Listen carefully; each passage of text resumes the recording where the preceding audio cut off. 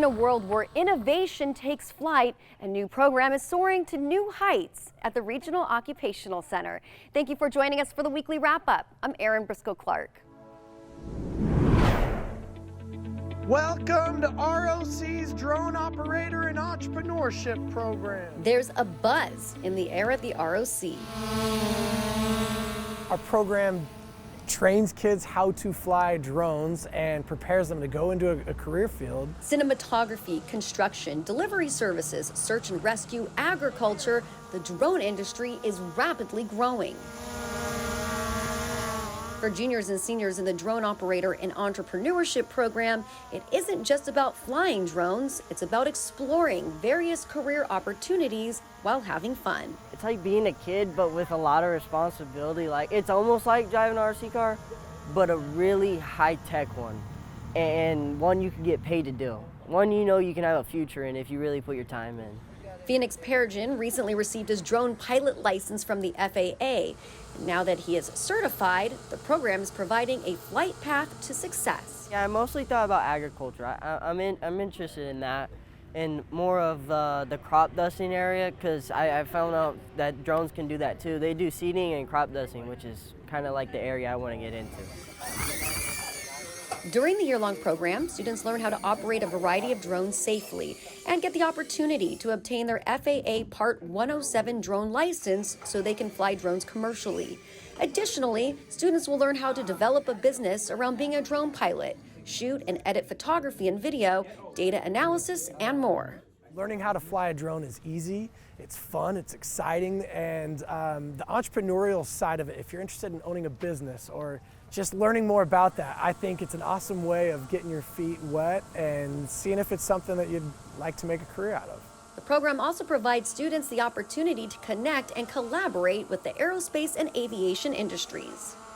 Drones are changing the world every day, and I think it's just the tip of the iceberg for the drone industry. I'd be honored to have you in our program and get you flying today. You can learn more about the drone program and other career technical education programs available by visiting roc.kernhigh.org.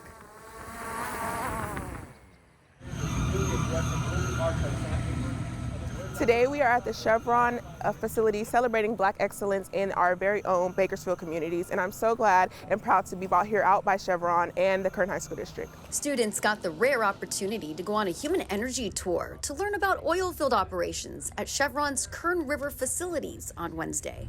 It'll separate. The oil goes up, the water goes down. Chevron hosted Project Best and Young Women Empowered for Leadership programs to its facility for a Black History Awareness program and to expose them to the various STEM career fields and local opportunities available. Normally when you drive past an oil field, right, it's just an oil field. You don't really think anything of it, but to actually be here and actually see everything behind the scenes is very interesting. It definitely expands my mind to different occupations. It's very exciting because they can see it firsthand here in Bakersfield that we have really well-paying jobs, really sophisticated and intelligent folks that are from different parts of the world that come here to learn. Chevron has been a steadfast supporter of the district's Project Best and YWEL programs.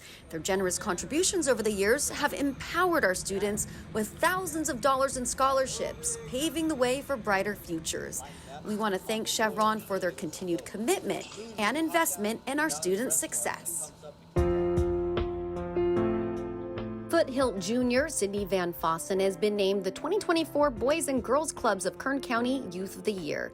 Sydney was honored earlier this month during the Youth of the Year Legacy Gala.